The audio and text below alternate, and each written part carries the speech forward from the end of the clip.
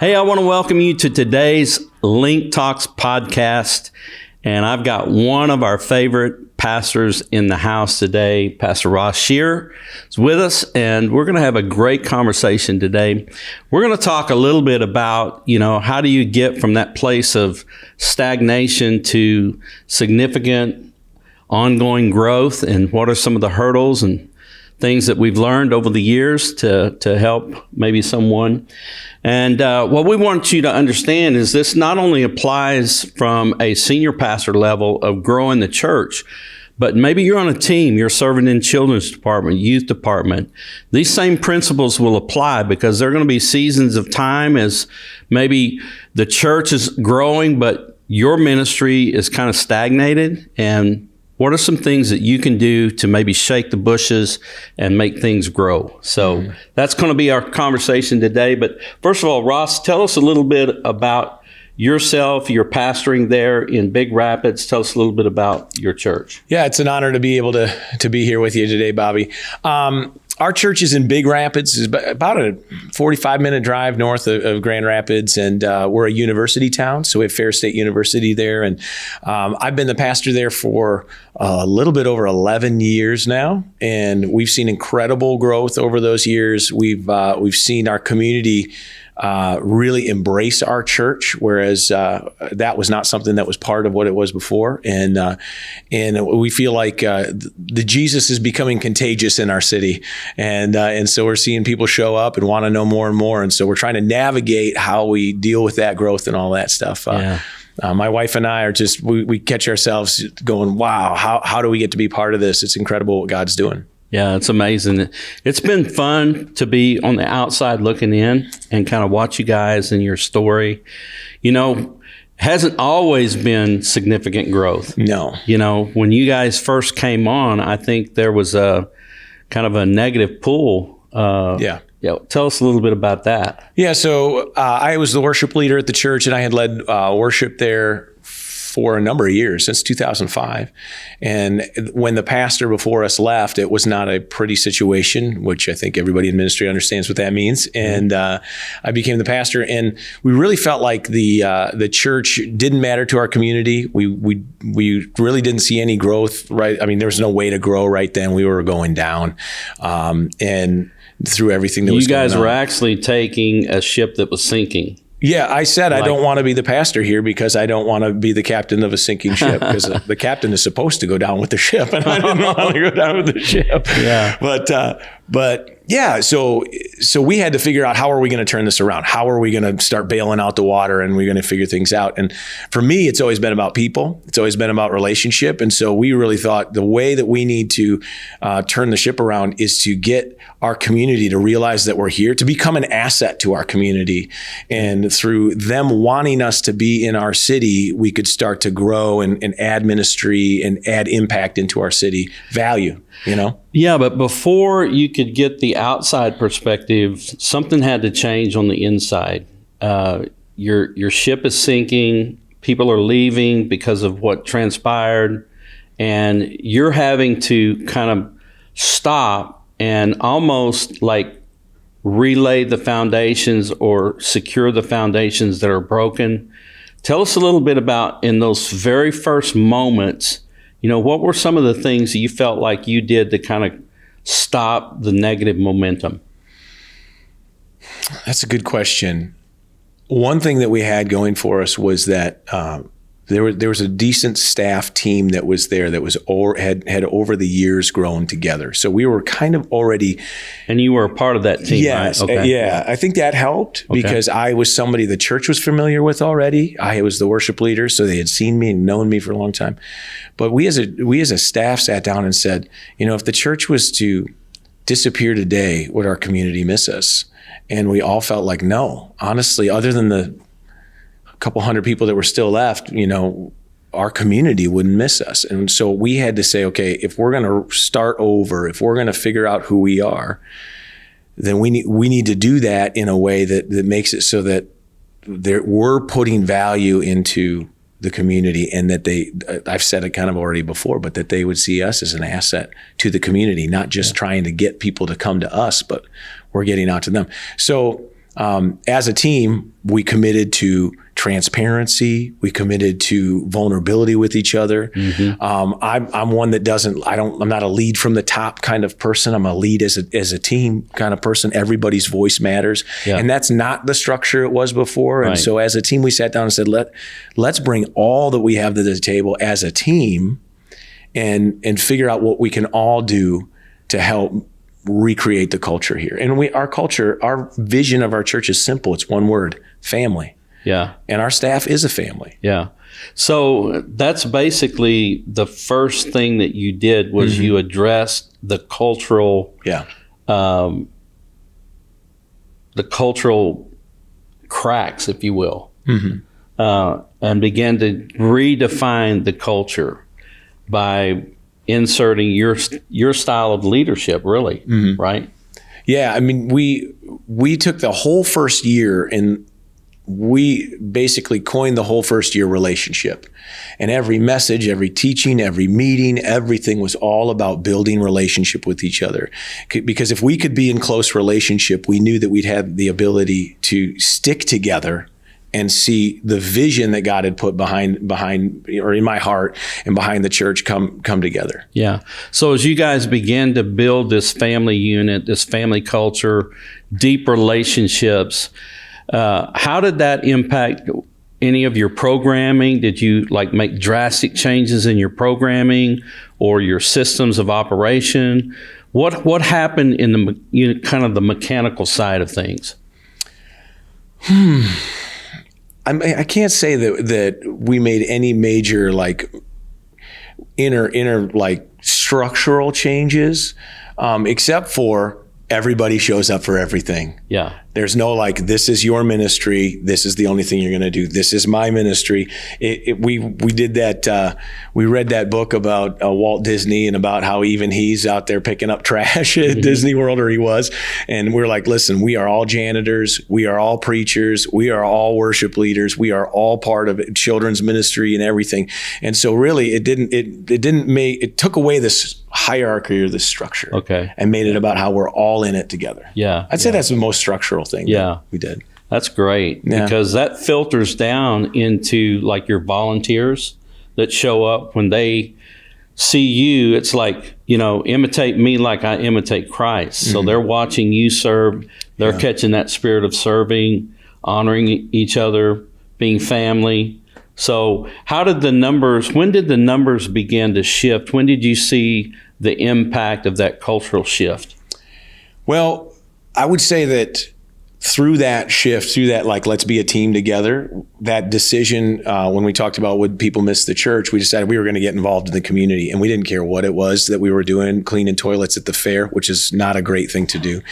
But we'd show up and helping with community events that had nothing to do with Jesus, but as a team, we would all start showing up. And we found out we like to do this stuff together. We like to actually go be the hands and feet of Jesus and not just wait for people to come to our door, but it built relationships in our community, and they started to, when they needed things, they'd start calling us. And now it's okay, now we have inroads with the community. Now when somebody's in need in our community, we started to become the first phone call.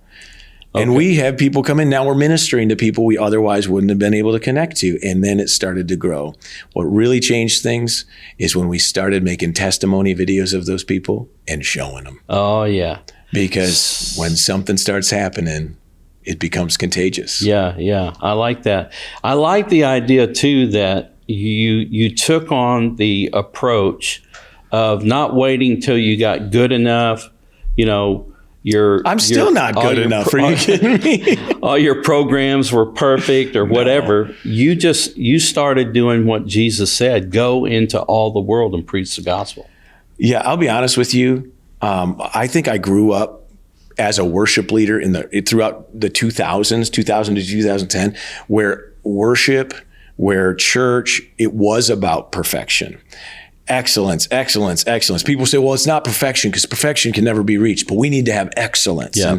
And I think you need to do things well. But it was when there's almost a transition that happened when I became the pastor, my wife and I, that we kind of embraced the imperfection. Yeah. Be real people. if you mess up, laugh about it. The other day I had to start, I don't worship lead very often anymore, but I had to start worship, and we started the song on the wrong beat, and I literally stopped the whole thing on the live stream and said, well, why don't you start that over? We're going to have to go over. And the place, I think it helps people to realize excellence is awesome unless it makes you so perfect that everybody else feels like they are imperfect. So let me take a little side route here, because you brought up something that I think is important, and that is, as a pastor, you were willing to show your humanity. Yeah, and exactly. And the reality of who you are, your personality. How did you come to that place to be that vulnerable before the congregation and not feel like you got to be Superman? Well, I've been in church since I was a fetus. And so I've seen a lot of pastors try to live perfection and fall. Mm-hmm. And it's not like we got to a place where we were okay being vulnerable and real. It was that we went into it saying, this is who we're going to be. Yeah. And my wife and I made a decision. If we were going to step into this calling, we are going to be who we are in every circumstance. And we're going to be real. And if we mess up, we mess up. And what that has produced in other people is realness and truthfulness in them. There you go. It's been really life-giving. So you made this cultural shift, and you began to go out and serve the community, and all of a sudden, the momentum started. Mm-hmm. Now, when you get momentum's your best friend, right? It's like momentum. It's hard to stop when you get momentum. Yeah. And you guys created this momentum. What problems arose out of that momentum?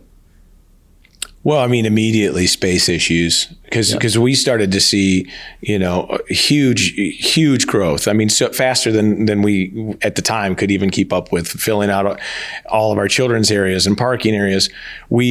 First it was parking. And what we did, we started looking at it like, okay, what lids do we have? What's keeping us from growing any further than we are? And actually, we were trying to look further out than where we were at. So this is a current lid. What's the next lid? And so we were constantly trying to expand. Basically, I keep thinking about this. Like, I had kind of envisioned what the Lord is doing in the flood of people as being like a tsunami coming across, up to shore and coming to the land. But then when it gets to the land, what is the obstacles that it hits that knocks the wave down, right? Yeah. And so we were trying to bulldoze those barriers out of the way before the wave even got there. And so we had to expand our parking lot, and we didn't have the money to do it. And we ended up having a business build right down the road. I went and knocked on the door and asked if they would dump all the dirt they were digging out to put the foundation in off the side of our parking lot. And they're like, really? And we're like, really? They brought it in. We got in trouble with the Drainage Commission. And, but we got a whole lot more parking places, and we figured that out.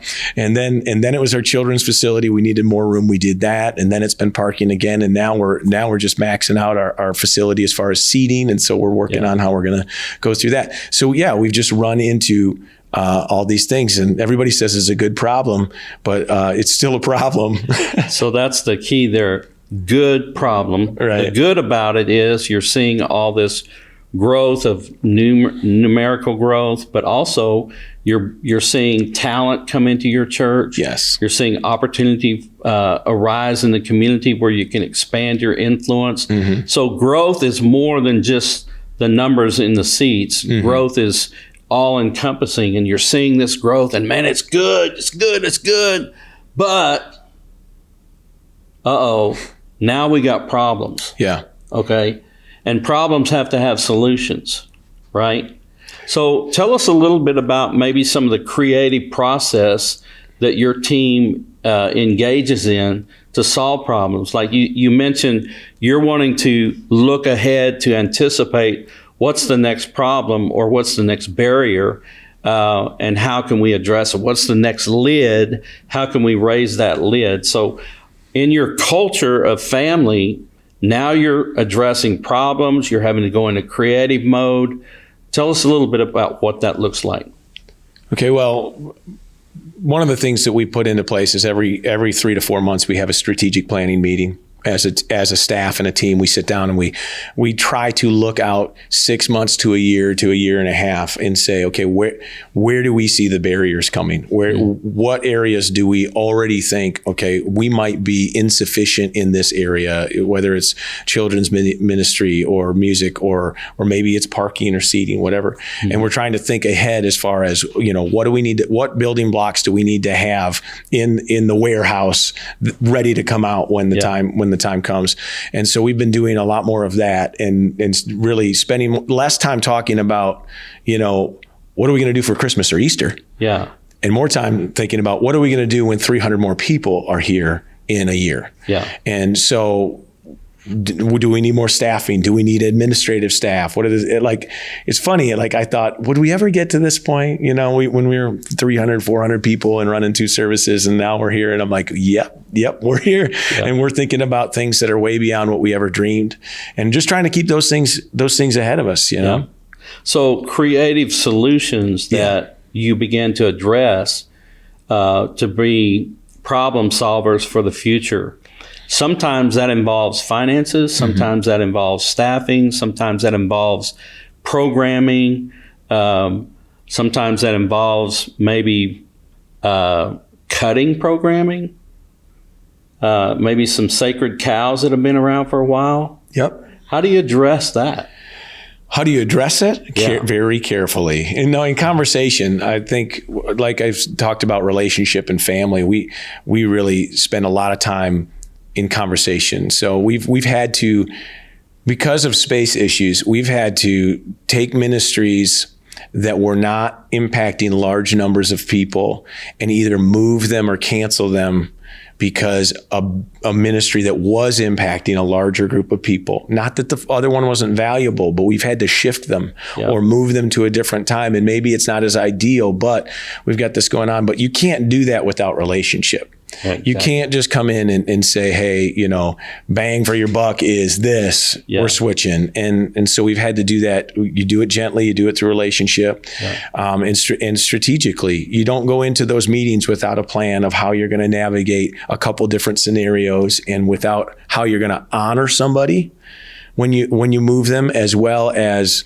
in a way, persuade them to come on to the vision, right? Yeah, I think that's important because, again, this is a very relational environment. And in that relationship, you brought someone on in a season and they helped you grow a particular area of ministry. And now that season has shifted. Okay, we've got that. We've lived the life of that momentum builder. Now we got to change it. We got to either put it on a different time where, we give opportunity for something else that's current. Those are really hard conversations and things to navigate. But so talk to maybe some of your staff people. How do you address someone maybe that's on your team? Their department is lagging behind. It could be for any number of reasons. Maybe it's their leadership development, or they're not carrying the culture relationally into that area. How do you incentivize your staff to stay up and keep the momentum? Well, I think when you come at that conversation, not from a if you don't do this, we're going to replace you mentality, but instead from a point of view of, we want to help you grow into this. Yeah. Like we want to pour water on your situation so you can grow. Like we want to.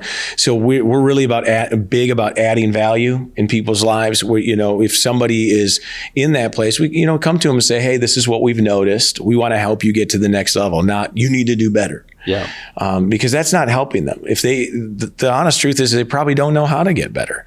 And it's kind of like, somebody who's trying to work out and they're searching for the way they're going to lose weight or the way they're going to get fit. And they look at sometimes there's so much information. What do you go with? Right. Yeah.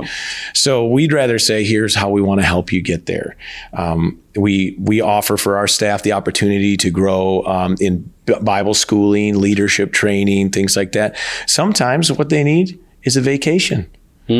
Sometimes they need to be told, hey, we want you to take some time off and be with your family and regroup and come back with some fresh ideas. And people undervalue vacation. Yeah. They undervalue time off, rest time. And sometimes that's all that people really need. And you find that out when they try it. Yeah. They come back and go, that was so good for me. Yeah. Let's go there for a minute, because when you do have momentum, it creates, at one point you said it's all hands on deck. And I think at different levels of growth, you got to rally everybody. It's everybody on deck till we get through this time and this season. But if you live from season to season, there's always a new season. Oh, well, I was going to say that. That's busy, that will take your time, that will eat your lunch. Yeah. So pace is very important in the process, right, of growth. Absolutely. Yeah, I keep having this thought of the different ways people minister, right? Some people are super driven, and I feel like those are the people who get noticed more than any other. Yeah. Usually because they're going, and their face is on everything everywhere, and you go, wow, they're doing so great. And so we, as pastors, tend to want to emulate that or be that like them. But I wasn't made to run at that pace. Yeah. And I think I have some staff and they run hard, and it's the way they're wired, and they are just going. And then there's me, or there's another staff member who they don't run that hard, but they produce better results when they're going at the pace they're at. So I don't encourage anybody to try to be somebody they're not, right? Yeah. But I will, the Lord himself says that we should remember the Sabbath day and keep it holy.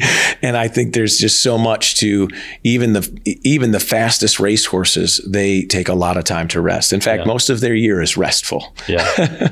The scripture says man wasn't made for the Sabbath, but Sabbath was made for man. Sure. And I think a lot of times we miss this attribute of pacing our team. And I think you brought a good point, is that not everybody, you can't have one blanket pace for everybody. Mm-hmm. Some people need a break every 6 months, and other people may need a break once a month. Yeah.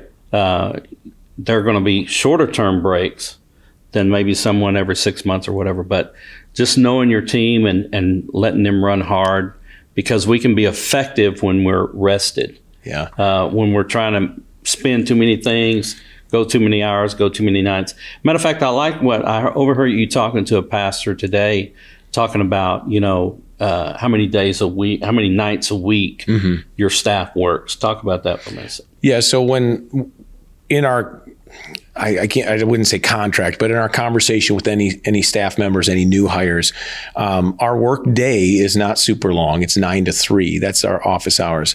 But all of them know that they're expected to be at nighttime ministry things, because that's when church does stuff, other than Sunday morning. But we have a max. It's not like you'll be at church a minimum of this many nights. It's that you'll be there a maximum of this many nights. So 3 nights a week is the max. If you have been there that week, 3 nights for ministry things, whether it's music practice or men's ministry or women's ministry, whatever it is, if you get to 3, you don't need to come to anything else at a night. So maybe night of worship is Sunday night. You don't have to be at night of worship Sunday night because you've already done your 3. Yeah. Because you need to be home with your family. You need to have the time that you need to have to rest and to not be here. Yeah. Let's kind of look at this, maybe wrap this up at what are maybe levels of barriers that you see in church growth? Like, is there some kind of numerical growth range that you come to, and that's going to automatically create the need for change and to go to the next level? Well, it's funny. We were talking about this with how many services people do and things like that. Obviously, I think you need to look at the vision behind the growth, right? Mm-hmm. Like growth is good, but there's got to be vision behind the growth. Just more people isn't always the greatest thing if you don't have a vision that's going to lead that kind of group, that size of people. Yeah. So there's always a barrier when you fill your room at one service, right? Because you got to get through. How do we split up to 2 services? And the people, we were talking about this out there, people who say, well, I like going to church with everybody and I don't want to miss people. And you got to get past that you got to bite the bullet and go to 2. And it doesn't take long before people realize, well, I could serve in this service and I can come to that service. And isn't it great? Yeah. And so that's a barrier, depending on the size of your place or whether you're load in, load out, all these different things, what you're going to do to be able to make that happen. That's definitely a barrier. Yeah. But I was told this when I first started, that on average, a pastor can minister personally to at a maximum, a really high output person, 125 people. Yeah. So when your church hits 125 people, you really are at a place where any more growth, people are going to fall through the cracks. You're not going to be able to lead effectively, no matter how amazing you might be, no matter how many social platforms you have. Mm-hmm. You need more people on your staff.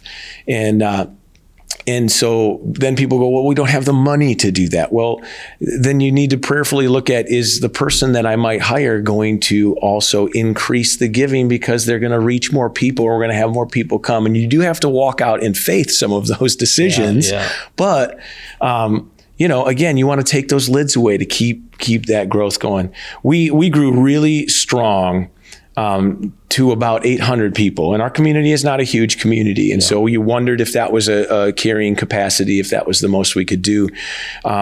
But we realized as we started we added in some kind of parachurch or extra ministry things, extracurricular things we were doing to start, that really kind of stimulated more personal growth in people, and testimonies started happening on a stronger basis, and it started going again. So now we're looking at,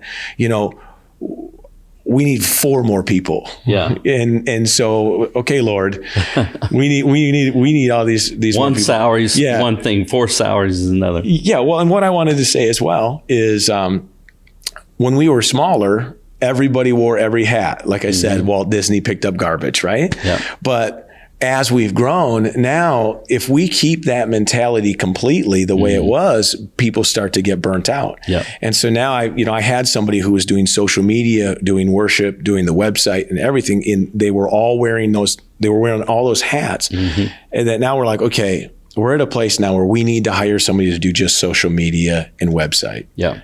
And I know that we'll get to, at some point, we need somebody to do just website and somebody to do just social media. And so that's now strategically we're going, okay, those are the new. I remember I used to say, well, what are we going to hire another pastor for? What would their title be? Yeah. And now I'm going, I need this one and I need that one and I need that one. And it just happens. Yeah. So, but it's exciting as well. It's exciting as well to see how, if you can take the roadblocks out in front of what God wants to do, get behind the vision he's put on your heart, how you can see the wave going. I think I told you before, I would call my dad, he'd say, keep riding the wave, because eventually the wave comes to the shore and crashes down. Keep riding the wave. And every year, for year 5, keep riding the wave. Year 6, keep riding the wave. Well, at year 10, I called him, I said, quit your job, come ride the wave with me. And he's still riding the wave right now. There you go. That's great. Yeah. So let me wrap this up by just saying that when we bring team on, there's 2 ways to do that: within or from without. Yeah. So we don't have a long time right now, but there's a time limit on this thing. In a couple of minutes, tell me about that dynamic tension. Okay. When first week I was the pastor, Doug Bergsma, pastor, City Church, Rockford. He said, don't hire anybody unless they've served in ministry at your church for 10 years. And I was like, you're a crazy person. I need help now. 10 years. And in my case, the church had been there at least that long. And I was like, that'll never happen. And then I hired a few people over the next couple of years. I was like, oh my goodness, they've all served here for 10 years. Yeah. And now you might have planted a church and it might not be that case for you. It might be 10 days. But But definitely it is worth seeing somebody who has served in your ministry, who knows your culture, who gets you and honors the house and honors you, to bring them into ministry. I think when you're hiring from the outside, for us, what we've seen be most successful is I have made a point to involve all of my staff and team leaders in the hire. Yeah. Now we would interview kind of like a 360 view. Yes. Yeah. So we do an initial interview. We see if they've got, as Doug would say, the chops to do the job. But then we have them over to our house with all of our staff in a non-church situation, a non-interview time, and we ask our staff ahead of time to really try to get to know these individuals, see, and just try to get the test. Are they going to fit our culture here or not? Yeah. Because culture is everything. Yep. And if somebody comes in and they are countercultural to the way that your ministry runs, it's a disaster waiting to happen. And we've been there. And I realize we probably will have moments where we're there again. Not everybody's going to gel all the time, and people change. Yep. But you navigate that with grace as best you can. And we try to involve people to keep the culture, the family feel at our church. That's our culture. Yeah. And that transparency, keep that at the forefront, keep it sacred. Yeah. Yeah.